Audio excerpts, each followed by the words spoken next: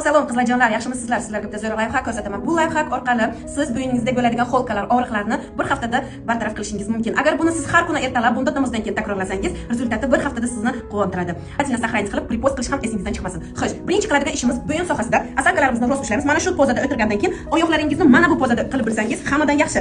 Agar bu poza o'xshamasa, mayli oyoqlaringizni tushirgan holda o'zimizni o'zbekona milliy ota-bobolarimiz o'tirgan pozada o'tiriladi. Xuddi shu usulda o'tirib asankalarimizni rost ushlagan holda bo'yin sohasida ishlashni davom ettiramiz. Подбородокlarni tushirib, katta kruq qilamiz. Chuqur nafas olamiz. Сделаем большие круговые движения. Katta kruq qilib shu usulda 10 marta bajariladi.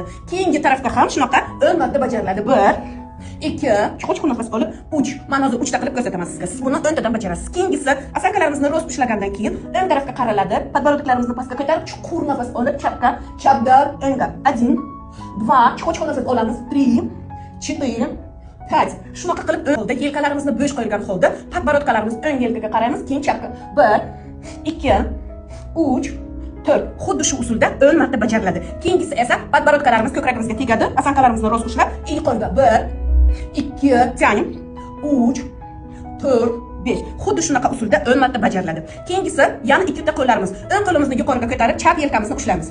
Chap yelkani ushlagandan keyin asankamizni rost ushlab, podborodkalarimiz pastga tushmasligi kerak. Chap qo'limiz bilan o'ng tirsakni ushlab, yaxshilab tortamiz. 1 2 3 4. Xuddi shu usulda 10 marta bajariladi. После этого tushiriladi. Xuddi shu chap qo'l bilan ham chap qo'lni ko'tarib, o'ng yelkani ushlagandan keyin o'ng qo'l bilan chap tirsakni ushlab, yana tortamiz. Yaxshilab tortiladi. 1 2 3 4. Shu usulda 10 marta bajariladi. Zayn, mana shunaqa ko'kraklarimiz orqaga, oldinga, yana orqaga, yana oldinga shu usulda kruq qilinadi. Katta kruq. Buni ham 10 ta bajariladi. Keyingi tarafga ham xuddi shunaqa 10 marta bajariladi. 1 2 chuqur nafas olamiz. 3. Qo'llarimizni yuqoriga ko'tarib, namaste.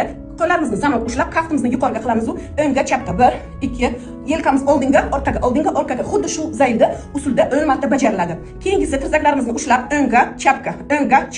Tirsaklarimizni o'ngga, chapga. Bu yerda bizning lopatkamiz ishlaydi, ya'ni bo'yin sohasi ishlaydi. Chuqur nafas olamiz. Keyin shuni o'zini orqaga, oldinga yaxshilab 1 2 u chapga 1 2 3 4 5 10 marta qilinadi. Bu tarafga uzatib, chap qo'limiz bosh ustiga chuqur nafas olinadi.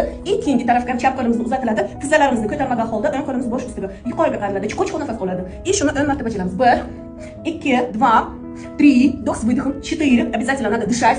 4 5 и shu usulda 10 marta bajariladi. Hamda datamay kuneton. Обязательно shu mashqlarni uyda bajarish esingizdan chiqmasin. Обязательно like qilib, repost qilish esingizdan ham chiqmasin. Sog' bo'ling, salomat bo'linglar.